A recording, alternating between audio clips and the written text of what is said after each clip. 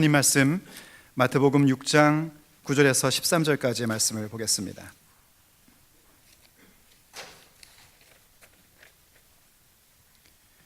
하나님 말씀 마태복음 6장 9절에서 13절 말씀 제가 받들어 봉독하겠습니다. 마태복음 6장 9절에서 13절까지의 말씀입니다. 그러므로 너희는 이렇게 기도하라. 하늘에 계신 우리 아버지여, 이름이 거룩히 여김을 받으시오며 나라가 임하오시며 뜻이 하늘에서 이루어진 것 같이 땅에서도 이루어지이다. 오늘 우리에게 일용할 양식을 주시옵고 우리가 우리에게 죄 지은 자를 사하여 준 것 같이 우리 죄를 사하여 주시옵고 우리를 시험에 들게 하지 마시옵고 다만 악에서 구하시옵소서. 나라와 권세와 영광이 아버지께 영원히 있사옵나이다. 아멘. 예수의 사람들의 인생, 믿음의 삶을 사는 그 길 가운데 중심에는 항상 기도가 자리 잡고 있습니다. 아무리 말씀을 많이 배우고 알아도 기도하지 않으면 그 말씀의 능력이 우리의 삶에 나타나지를 않습니다. 그만큼 기도는 참 소중한 믿음의 삶의 중심되는 부분입니다. 더더군다나 어떤 다른 기도보다도 중요한 것은 우리 주 예수님께서 직접 가르쳐 주신 이른바 주의 기도 혹은 주기도문이라고 하는 이 기도의 내용입니다. 이 기도 속에는 우리가 인생을 살면서 어떠한 삶의 목적을 두어야 하는지, 또 우리가 살아가는 그 모습이 어떤 스타일이어야 하는지를 분명히 깨닫고 그것을 추구하며 간구하는 기도의 내용입니다. 이 기도의 내용은 정말 짧지만 너무너무나 강력하고 대범한 기도입니다. 저는 우리 교회 모든 예수의 사람들이 이 강하고 대범한 기도의 용사들이 되기를 먼저 축복합니다. 왜 이렇게 그것이 강하고 대범한가? 여러분 한번 보십시오. 여러분 가지고 있는 성경, 무슨 성경이든지 혹은 외우든지 기억해 보시면은요, 이 기도의 출발이 뭐였냐면 하늘에 계신 우리 아버지여 하는 부름부터 시작이 되었습니다. 하늘에 계신 우리 아버지, 하늘에 계신 하나님이 우리의 아버지라는 대범함의 고백부터 시작이 되는 겁니다. 여러분, 옛날 과거 시대에 집안에 부리는 머슴이요, 자기 주인한테 아버지 그랬다간 이건 죽는 겁니다. 있을 수가 없는 일인 겁니다. 그런데 우리는 피조물로서 우리를 만드신 분에게 만왕의 왕이요 만주의 주가 되시는 하나님께 다름 아닌 아버지라고 부르는 담대함이 있단 말입니다. 얼마나 큰 담력입니까? 얼마나 큰 강력함입니까? 그래서 계속해서 이렇게 기도했습니다. 하늘에 계신 우리 아버지여, 그 이름이 거룩히 여김을 받으시오며 나라가 임하옵시며 뜻이 하늘에서 이루어진 것 같이 땅에서 이루어지이다 하는 고백을 드립니다.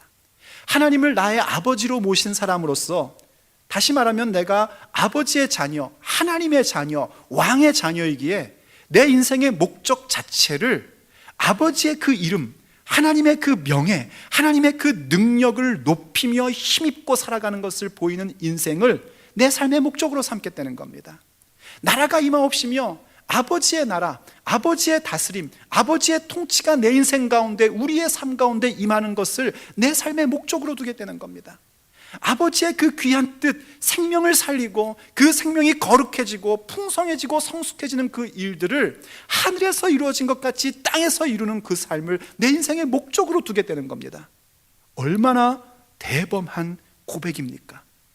그것을 내 목적으로 삼으면서 살아갈 때에 그저 목적 좋은 거 세웠으니까 뭐 어쩌다 보면 이루어지겠지 하는 그런 모습의 것도 아닙니다. 이 기도는 더 나아가서 그 목적을 이루기 위해서 내 삶의 방식도 어떠해야 하는지를 하나님 앞에 구하는 겁니다.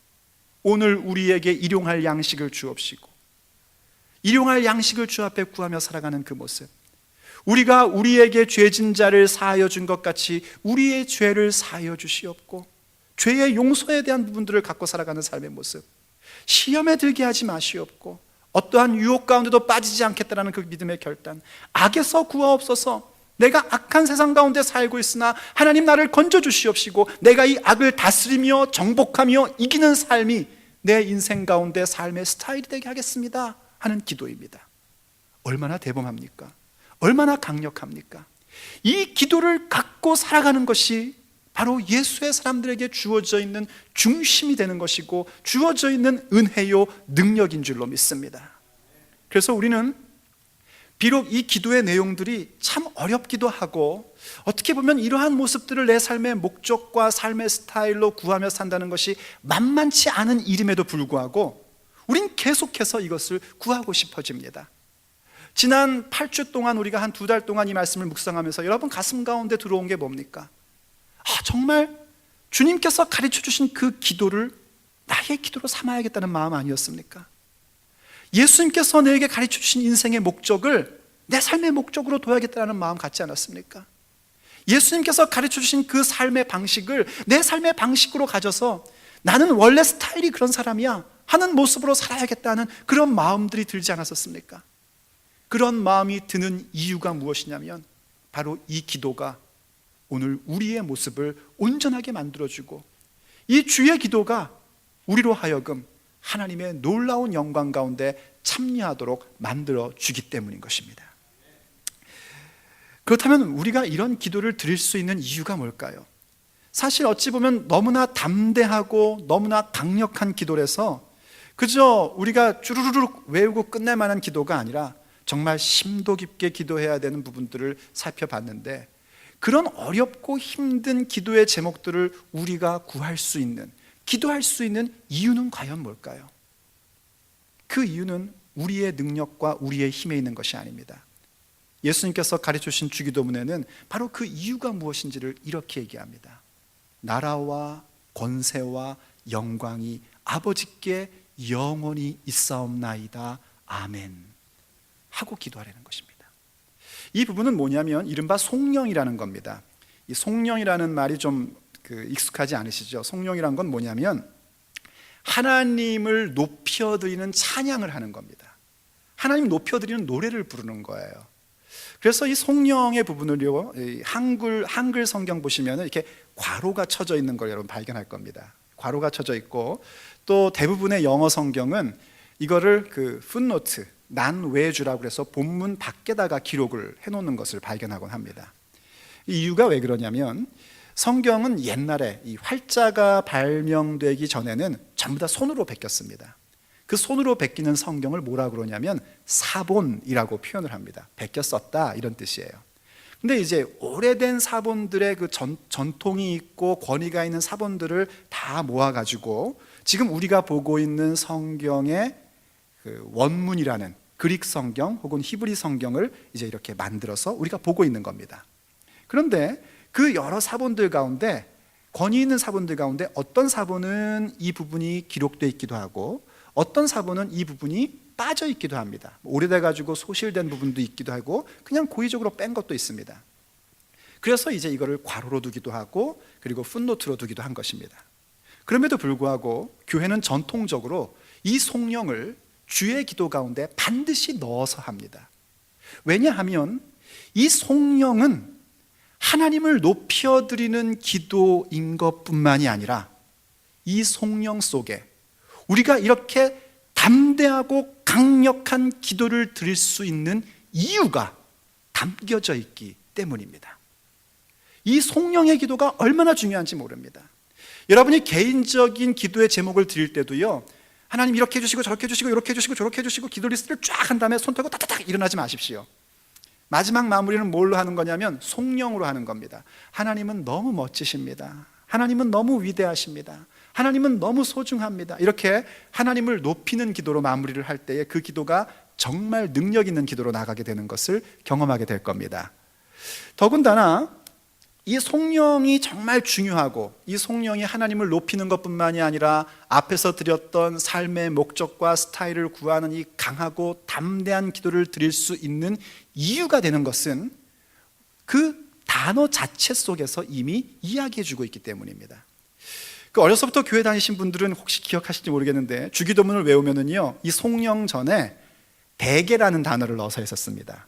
대개 나라와 건세와 영광이 아버지께 영원히 있사옵나이다. 아멘. 이렇게 했었어요. 그래서 제가 이제 주일학교 키즈클럽, 우리 식으로 하면 키즈클럽 다닐 때는 외우기 바쁘니까 그거 이렇게 신경 안 썼는데 청소년이 되고 사춘기가 되면서 궁금한 게 많아지잖아요, 성경에 대해서. 근데 한 번은 주기도문을 외우는데, 주로 이제 주기도문을 언제 외우냐면 예배 끝날 때, 뭐 청소년부 모임 가졌을 때 목사님 없으면은 주기도문으로 마쳤었어요. 주기도문으로 예배 마치겠습니다. 그래서 이 주기도문을 얼마나 좋아했는지 몰라요. 왠지 아시죠? 예배 끝나는 거 아닙니까? 여러분도 그래서 축도를 좋아하는 거 아닌가요? 네, 그러니까 너무 좋아했단 말이에요. 그런데 주기도문 외우다가 대개 하는데 중학생 임영이가 갑자기 마음에 탁 걸린 겁니다. 대개라니. 대개라는 거는 일반적으로 혹은 뭐 거의 다 이런 뜻이잖아요.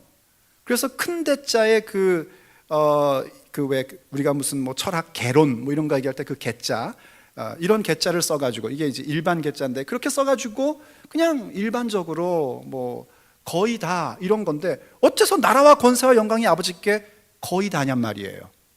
완전히 이렇게 돼야지.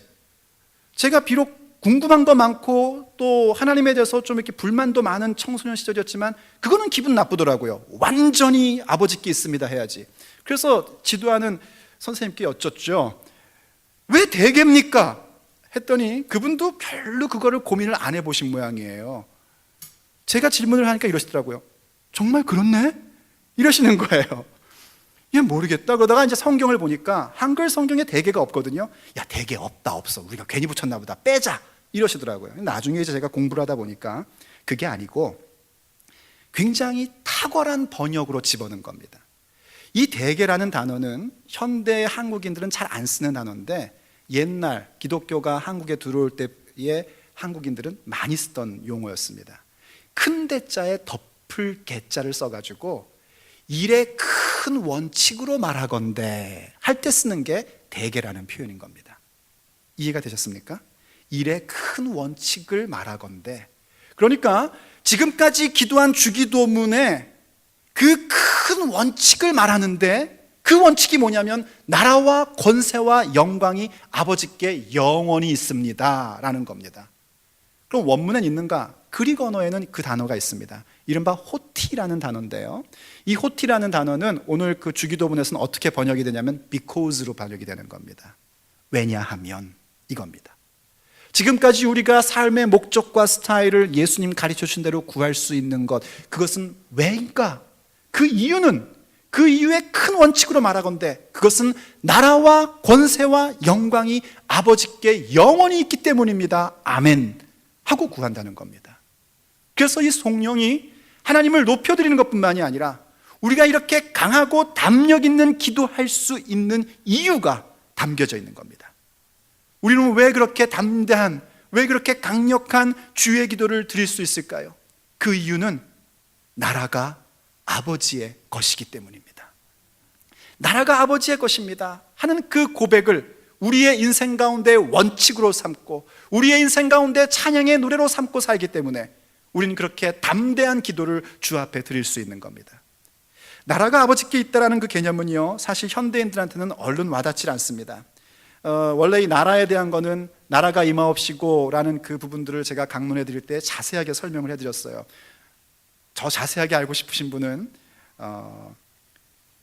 복된 자의 삶 제18번 삶의 목적 구하기 2를 들으시면, 홈페이지에 가서 들으시면 자세하게 아실 수가 있습니다. 근데 어쨌든 아버지의 다스림을 받는 걸 얘기하는 겁니다. 나라라는 것이 그냥 피상적으로 땅을 얘기하는 게 아니라 하나님의 통치, 하나님의 다스림을 내가 받는다는 겁니다. 왕국, 하나님의 왕국이 있다는 겁니다. 이 왕국이 아버지의 것입니다 라고 고백을 하는 거예요. 근데 이게 참 중요한 고백입니다. 더군다나 현대 그리스도인들한테 이게 얼마나 중요한지 몰라요. 주권이 하나님께 있습니다 라는 고백, 그 고백을 가지셔야 된다는 겁니다. 그런데 그 주권이 하나님께 있습니다가요, 주권이라는 말이 우리한테 와닿질 않아요. 주권은 그러면 뭐만 생각나냐면 투표하는 것만 생각이 나죠. 선거하는 거, 이 정도만 생각이 납니다. 근데 주권이란 건 그런 차원이 아닙니다. 하나님께 주권이 있습니다, 왕국이 하나님의 것입니다 하는 고백 속에는 내가 가지고 있는 소유권과 결정권이 하나님께 있다는 겁니다. 그게 나라가 아버지의 것입니다 하는 고백인 겁니다. 지난번에도 봤었지만은요, 역대상 29장 11절에서 다윗 임금이 이런 고백을 했었습니다. 여호와여, 위대하심과 권능과 영광과 승리와 위엄이 다 주께 속하였사오니 천지에 있는 것이 다 주의 것이로소이다.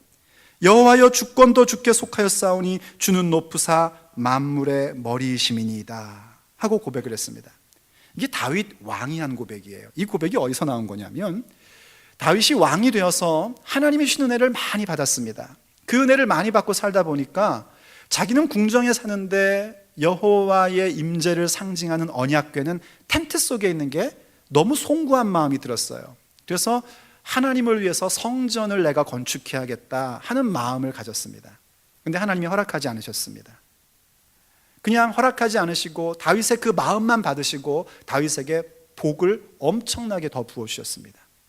그리고 오히려 다윗 네 때는 못하지만 네 아들 솔로몬 때에 그것을 내가 허락해 주겠다 하고 약속까지 주셨어요.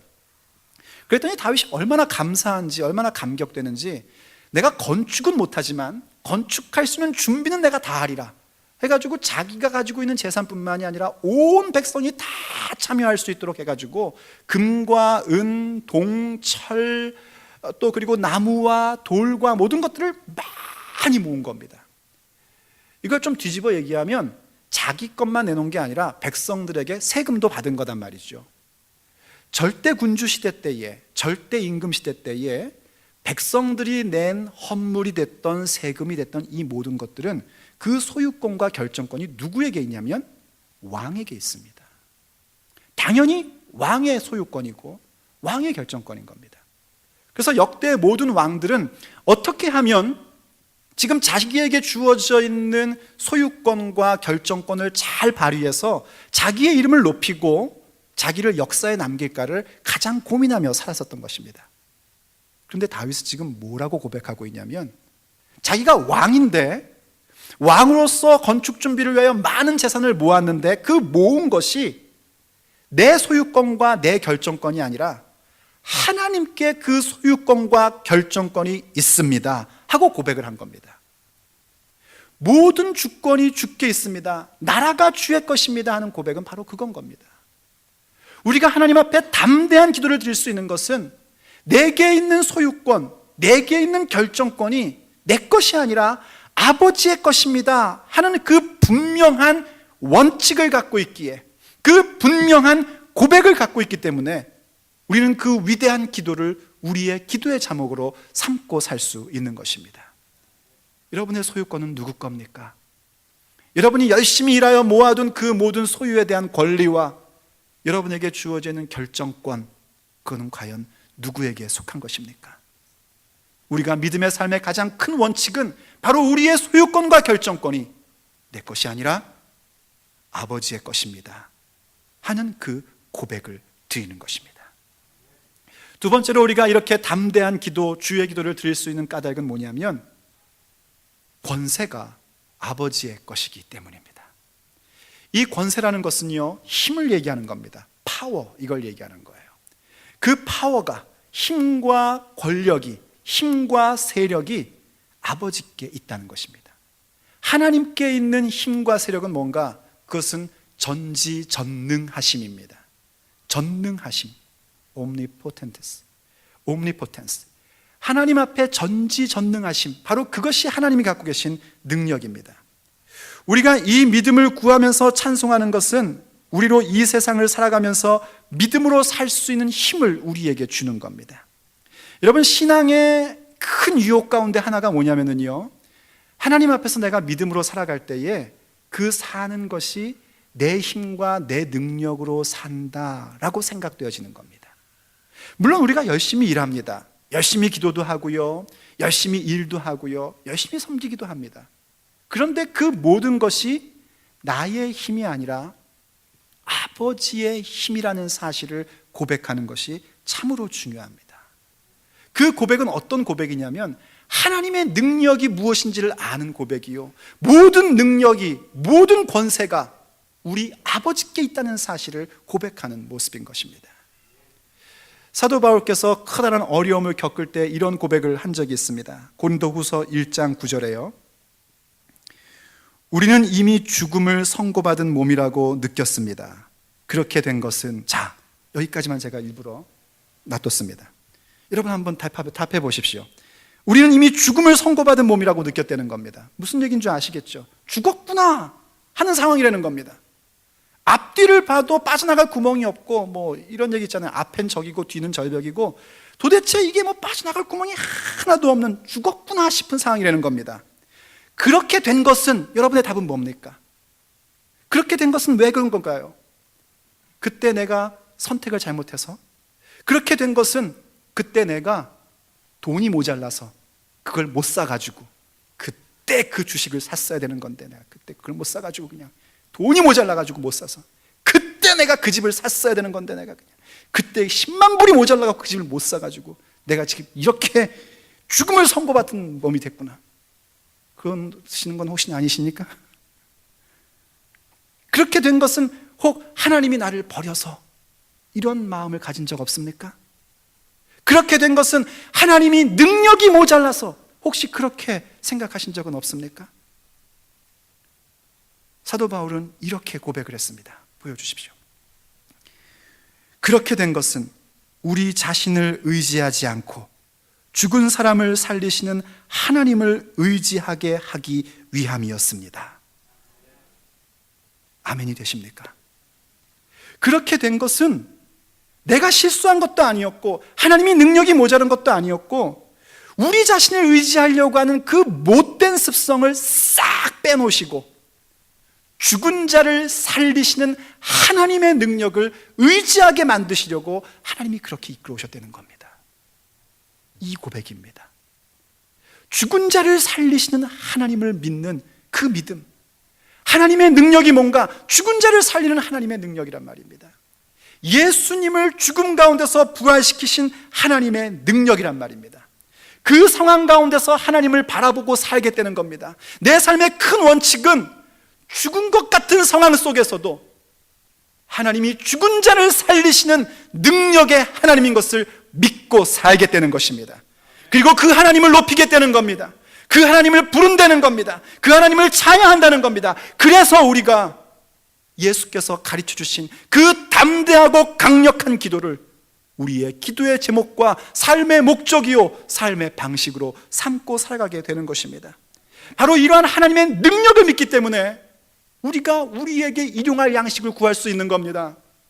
하나님의 능력을 믿지 않으면 어떻게 일용할 양식만 구합니까? 내일도 먹어야 되는데요. 참 밥 어떨 때는 한 끼만 먹고 한 일주일 살았으면 좋겠을 때가 있어요. 먹는 게 귀찮아요. 어떨 때는 저 목사가 갈 때가 됐나 이렇게 생각하십니까? 아니, 여러분도 그럴 때 있지 않습니까?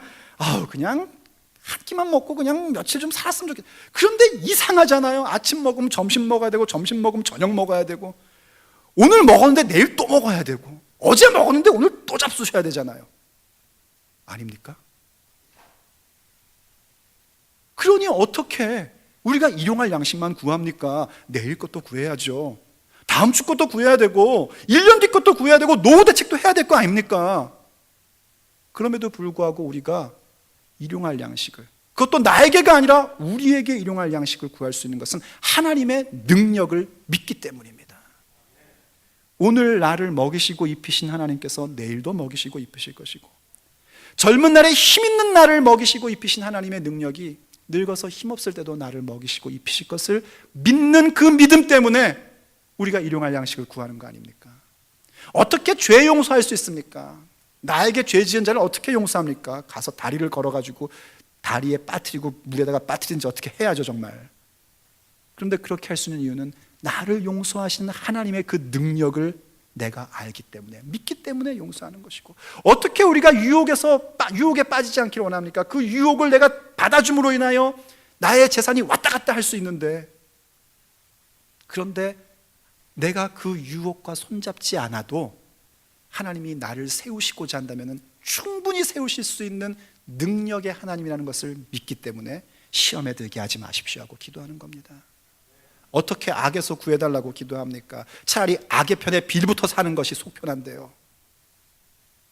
하나님의 능력을 알기 때문에 악에서 구해달라고 구하고, 악에서 구원받는 것뿐만이 아니라 내가 이 악한 세상을 살면서도 그 악을 정복하고 이기며 살겠다고 기도할 수 있는 겁니다. 하나님의 능력을 믿는 믿음이 우리가 주 앞에 담대한 주의 기도를 드릴 수 있는 이유요 원인이 되는 것입니다. 이러한 사람들은요, 어떤 세상의 권세 앞에서도, 어떤 세상의 힘 앞에서도 나 가진 거 아무것도 없어도 항상 당당한 예수의 사람으로 설 수 있는 겁니다. 베드로 사도와 요한 사도께서요, 어느 날 기도하러 가다가 성전 아름다운 문 앞에 아름답지 못한 거지를 하나 만나게 됩니다. 날 때부터 안진뱅이였대요. 날 때부터 다리를 못 썼대요. 베드로와 요한 사도께서 그를 불쌍히 여기는 마음으로 봤는지 그 거지가 직업적 정신을 차려서 직업적 그 감각을 딱 발휘하여 나에게 뭔가를 주겠구나 싶어가지고 한 푼 줍쇼 했겠죠. 그랬더니 베드로와 요한 사도께서 말합니다. 은과 금은 나한테는 없다. 가진 거 없다. 그러나 나에게 있는 것을 너에게 주겠으니 나사렛 예수의 이름으로 일어나 걸으라. 거기에 하나님의 능력이 나타났습니다. 베드로와 요한의 능력이 아니었습니다. 하나님의 능력이 그 자리 가운데 일어난 것입니다. 그래서 많은 사람들이 관심을 갖고요, 전부 다 예수님의 복음을 듣기로 원했습니다. 그때 베드로와 요한 사도가 전했던 복음은 예수의 부활의 복음이었습니다. 하나님께서 죽은 자를 살리신 그 놀라운 복음이었습니다. 당연히 그 당시에 제사장들과 지도자들이 너무너무 싫어해가지고 베드로와 요한 사도님을 붙잡아가지고서는 이 얘기를 하지 말라고, 그 부활의 복음을 전하지 말라고 위협을 했습니다. 그때 베드로와 요한이 뭐라고 대답한지 아시죠? 사도행전 4장 19절과 20절에 이렇게 기록하고 있습니다. 베드로와 요한이 대답하여 이르되 하나님 앞에서 너희의 말을 듣는 것이 하나님의 말씀을 듣는 것보다 옳은가 판단하라. 우리는 보고 들은 것을 말하지 아니할 수 없다. 이건 기적입니다. 불과 두세 달 전만 해도요, 이 지금 내 눈앞에 서 있는 제사장과 유대 관원들이 예수님을 죽였을 때에 무서워서 도망쳤고 숨어서 벌벌 떨던 베드로와 요한이었습니다. 그런데 그들이 부활하신 예수님을 만난 겁니다. 죽은 자를 살리신 하나님의 능력을 체험한 겁니다. 그들이 약속하신 성령의 충만함을 입습니다. 죽은 것과 다를 바 없는 인생으로 하여금 성령으로 말미암아 영원의 잇된 복된 삶으로 바꿔놓는 하나님의 능력을 경험한 겁니다. 부인할 수 없고 부정할 수 없는 예수 부활의 능력, 성령의 능력을 그들이 체험하고 나니까 세상에서 가지고 있는 힘과 권세 앞에서 이렇게 당당한 사람이 되는 겁니다. 그 권세는 나의 육체의 목숨을 빼앗을 수 있는 권한까지 갖고 있는 사람들이지만 그럼에도 불구하고 나에게 함께하는 하나님의 능력이, 나와 함께하는 하나님의 권세가 지금 내 눈앞에 있는 권세보다 더 크고 놀랍고 영원하다는 것을 알기 때문에 이들은 이렇게 담대한 고백을 가질 수 있었던 겁니다. 사랑하는 여러분, 여러분 앞에 서 있는 권세가 뭡니까? 여러분을 떨게 만드는 그 힘이 뭡니까? 돈의 힘입니까? 세상의 학력이라는 힘입니까? 경험이라는 힘입니까? 이민이라는 힘입니까? 그 모든 것들이 여러분 앞에 서 있는 세력으로 서 있다 할지라도 우리 하나님은 그 모든 힘보다 더 강하신 하나님이십니다. 이것이 바로 우리가 드리는 고백이요 찬양의 노래인 것입니다. 힘이 하나님의 것입니다. 권세가 아버지의 것입니다. 그래서 나는 하나님 앞에 담대한 이 기도를 드리며 내 인생의 목적과 삶의 방식을 아버지께서 원하시는 대로 살 수 있습니다 하는 고백을 주 앞에 드리는 겁니다. 세 번째로 우리가 담대한 기도를 드릴 수 있는 이유는 영광이 아버지의 것이기 때문입니다. 성경에서 영광이라는 것은요, 세 가지의 모습이 나옵니다. 하나는 하나님의 내적인 위엄을 표현할 때 영광이라는 표현을 사용을 하고요, 또 하나는 하나님께서 하나님의 모습을 사람 가운데 나타내 보여주실 때에 드러나는 현상을 영광이라고도 얘기를 합니다. 근데 더 중요한 건 뭐냐면 우리가 이 하나님의 영광 가운데 참여하여 하나님을 찬양하는 찬양의 중요한 내용으로 이 영광이 주어지게 된다는 것입니다. 우리가 하나님 앞에 창조되고 구원받은 목적이 무엇이냐라고 물을 때 그거는 정말 우리가 몇 날 며칠을 얘기해야 될 부분입니다. 그런데 그거를 한마디로 집약해서 얘기하라. 그럼 뭐라 그러죠? 하나님의 영광을 위하여 라고 대답을 하는 겁니다. 100점입니다. 굉장히 어려운 얘기지만 그렇게 얘기하면 됩니다. 우리가 왜 태어났고 우리가 왜 구원받았는가? 하나님의 영광을 위하여입니다. 그런데 그 영광이 누구에게 속한 것이냐면 나에게 있는 것이 아니라 하나님께 속한 것이란 말입니다. 요한 사도께서요, 말년에 반모섬이라는 곳에 유배되어 갔습니다. 말년에 왜 유배를 받았을까? 복음 때문에 그랬습니다. 그 유배를 받으면서요, 하나님께서 사도 요한에게 큰 은혜를 베풀어 주십니다. 갑자기 하늘에 열린 문이 보이면서요, 그 열린 문 사이로 우리가 그렇게 오매불만 가고 싶어하는 천국이 보여진 겁니다. 사도 요한이 천국을 보면서 가장 크게 인상을 받고 크게 강조했던 게 뭐냐면 그 천국에서 하나님을 찬양하고 노래하는 그 모습이었습니다. 여러분이 하나님 앞에 지금 우리가 모여서 찬양하고 노래하는 게 뭐 하는 거냐면 나중에 천국 가서 하나님 찬양하는 것 미리 땡겨서 하는 겁니다. 여러분, 찬양할 때 정말 하나님을 찬양하고 높여드리십시오. 나중에 천국 가면 문화 충격 받아가지고 적응을 못할 수 있습니다. 나중에 천국 가가지고 이게 뭐냐 이렇게 안 되시려면은 여기서 찬양 연습 많이 하시고 그러고 가시기 바랍니다.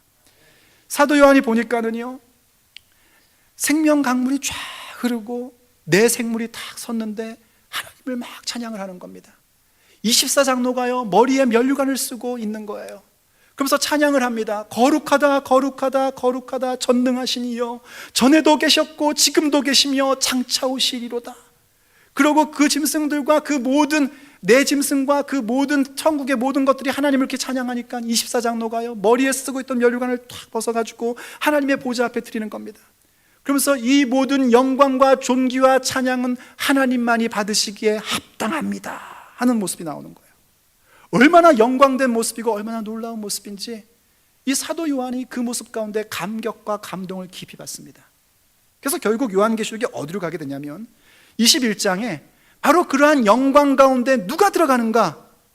바로 교회인 저와 여러분들이, 교회인 우리가 그 영광에 참여되는 모습을 이렇게 묘사를 합니다. 요한계시록 21장 26절과 27절, 사람들이 만국의 영광과 존귀를 가지고 그리로 들어가겠고 무엇이든지 속된 것이나 가증한 일 또는 거짓말하는 자는 결코 그리로 들어가지 못하되 오직 어린 양의 생명책에 기록된 자들만 들어가리라. 아멘. 사람들이 만국의 영광과 존귀를 가지고 왔다고 했는데 이 영광과 존귀는 세상의 것을 얘기하는 게 아닙니다.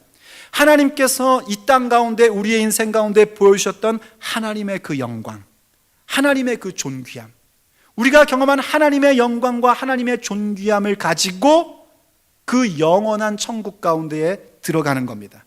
그게 뭔가 했더니 어린 양이신 예수 그리스도를 믿음으로 말미암아 구원받은 모습, 그게 바로 영광과 존귀입니다. 여러분 보이십니까? 여러분 주변에 있는 사람들, 여러분 옆에 있는 사람들이 예수님을 고백함으로 인하여, 예수를 당신 자신의 인생의 구세주요 주인으로 믿음으로 인하여 그가 영광되고 존귀한 모습이 있다는 것이 보이십니까? 아마 그 모습을 보면 깜짝 놀랄 겁니다. 그 영광과 존귀한 모습으로 천국에 들어가는 것, 그것은 오직 어린 양의 생명책에 기록된 자만이 들어가는 것입니다. 그래서 거기에는 속된 것도 가증한 것도 혹은 거짓말하는 자도 결코 들어갈 수가 없습니다. 오직 진리를 선언하는 자들만이 들어가는 것입니다. 바로 그 영광이 아버지의 것입니다 하고 고백하는 것인데, 그 얘기는 곧 내가 이 세상에 살아가면서 바로 이 영광의 시간을, 이 영광의 나라를 바라보며 살고 그 영광과 존귀를 체험하며 사는 인생으로 살 것입니다 하는 고백을 주 앞에 드리는 것입니다. 그게 나의 노래가 되고 그것이 하나님을 높여드리는 찬양이 되고 그것이 바로 하나님 앞에 담력 있는 기도를 할 수 있는 근거가 되는 것입니다. 사랑하는 여러분, 우리의 믿음은요, 우리가 어떤 기도를 드리느냐만큼만 성장을 하게끔 되어 있습니다. 내 기도가 얼만큼 담대하고 강하고 거룩하냐만큼 우린 그렇게 강하고 담대하고 거룩한 예수의 사람으로 살 수 있는 것입니다. 그 기도 가운데 최고의 담대한 기도, 최고의 강력한 기도는 바로 우리 주 예수께서 가르치신 주의 기도입니다. 그 기도는 우리의 삶의 목적이고 우리의 삶의 방식입니다. 그 모든 기도를 드릴 수 있는 까닭은 다름 아니라 그 모든 나라와 그 모든 권세와 그 모든 영광이 우리의 아버지의 것이기 때문입니다. 우리의 아버지의 것, 옆집 아저씨의 것이 아닙니다. 우리를 자녀로 삼으신 아버지의 것이란 말입니다. 그 얘기는요, 아버지의 것이기에 자녀 삼은 우리에게 상속해 주신다는 겁니다. 나라가, 그 힘이, 그 영광이 하나님을 아바 아버지라 부르는 담대한 예수의 사람들에게, 주의 기도를 자신의 삶과 자신의 삶의 스타일로 삼는 그 강한 예수의 사람들에게 온전히 상속되는 것입니다. 기도드리겠습니다. 사랑하는 아버지 하나님, 우리로 하여금 기도할 수 있는 예수의 사람들로 삼아주신 것을 감사드립니다. 주 앞에 기도하는 그 모습 우리가 온전히 갖게 하시고, 주님께서 가르쳐주신 그 기도의 담대함과 강력함을 우리의 삶의 목적과 방식으로 삼으며 살게 하여 주옵소서. 그리고 그렇게 담대한 기도, 그렇게 강한 기도를 드릴 때에 우리가 그 기도할 수 있는 근거가 무엇인지를 깨닫게 하시며, 나라와 권세와 영광이 우리의 아버지께 영원히 있는 그 진실을 언제나 고백하는 우리 모두가 되게 하여 주시옵소서. 우리 주 예수 그리스도의 이름으로 간절히 기도 올립니다. 아멘. 주께서 주신 동산에 땀 흘리며 씨를 뿌리며 내 모든 삶을 드리리. 날 사랑하시는 내 주님께 비바람 앞을 가리고 내 육체는 쇠잔해져도 내 모든 삶을